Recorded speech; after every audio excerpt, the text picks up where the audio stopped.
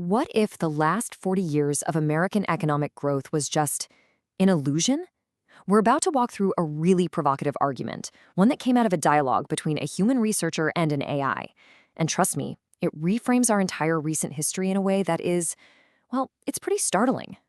So, for decades, we've all heard this number, right? 3 million. That's the official count of U.S. federal government employees. It's the number you hear in the news, in political debates, and it feels kind of manageable.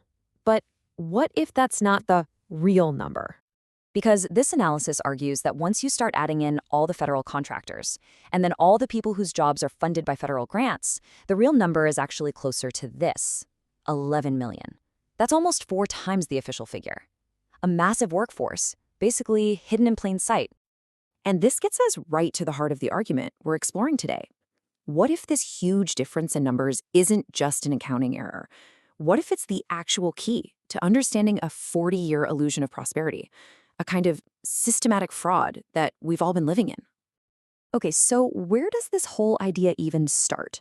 Well, it begins by uncovering what you could call a hidden government. The whole argument rests on the idea that the true size of the government has been systematically and maybe even deliberately downplayed. Let's just break this down for a second. You've got your official 3 million direct employees, okay? But then you add about 5 million contractors. Then tack on another 3 million people working jobs funded by federal grants. All of a sudden, the federal footprint alone is 11 million.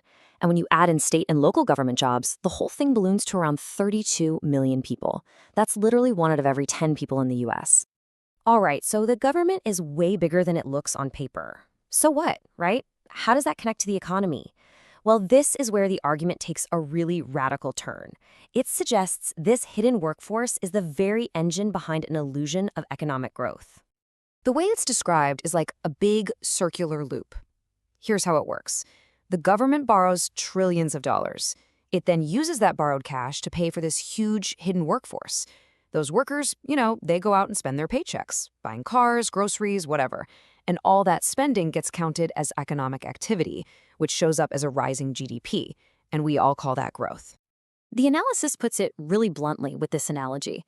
It's like your neighbor racking up a ton of credit card debt to buy fancy stuff and then telling everyone how much wealthier they're getting. We've basically been funding today's lifestyle by borrowing from tomorrow, and then we've had the nerve to call that borrowing growth, all without creating any real way to pay the bill. So you have to ask, how did we get here? Was this just one giant collective mistake, like a national self-delusion? Or was it something a bit more intentional? The analysis really digs into both possibilities. Was it an accident, or was it fraud? Now, the charitable view says it's like a tragedy of the commons. Everybody, politicians, voters, was just acting in their own short-term self-interest, using debt to keep the good times rolling, and just hoping that future growth would eventually pay for it all. But the critical view? It calls it systemic fraud, an intentional effort to hide the government's true size in order to enrich insiders and powerful groups. And in that view, the cover-up itself is the real crime. And the argument for fraud points to what it calls the smoking gun. Because, look, if all this extra spending and all these hidden jobs were creating real value, you'd expect to see things in the country getting better, right? But instead, the exact opposite happened. I mean, just look at the report card. We've spent trillions on infrastructure. The result? Our roads and bridges get a D+ grade. In education, we tripled the spending for each student, and test scores either stayed flat or went down. For the military, trillions of dollars led to endless, indecisive wars. The argument is that this pattern doesn't look like a system that's trying to get results. It looks like a system designed for extraction, just moving money to connected groups. So, if this whole system is unsustainable, what happens when the bill finally comes due? Well, the argument is that this isn't some far-off future event. The reckoning is already starting. So how does a system like this finally break? The analysis points to 3 things that are already happening. First, inflation, which is basically a quiet way of defaulting on your debt. Second, political upheaval because people lose trust in a system that doesn't work. And third, an eventual, inevitable default on the debt, whether it happens out in the open or through some kind of financial trickery. And, this wasn't a sudden crisis. It's been building for 40 years. It's described as the Great Bargain that started back in the 80s when we started using debt to kind of paper over a painful economic shift. It really sped up after 9/11, and now, here in the 2020s, all the consequences are starting to hit us at once. And this brings us to the final, and honestly, the most profound part of this whole argument. What if this entire financial mess, all the debt, all the hidden spending, is just a symptom of a much deeper collision, a collision with reality itself? It makes you ask a really stark question. If our complex systems really start to break down, what is actual wealth? Is it the number in your bank account, or is it something you can actually hold in your hand? In a genuine, widespread crisis, this analysis suggests that the whole pyramid of value flips upside down. At the very top, the most valuable things become survival goods, food, water, energy.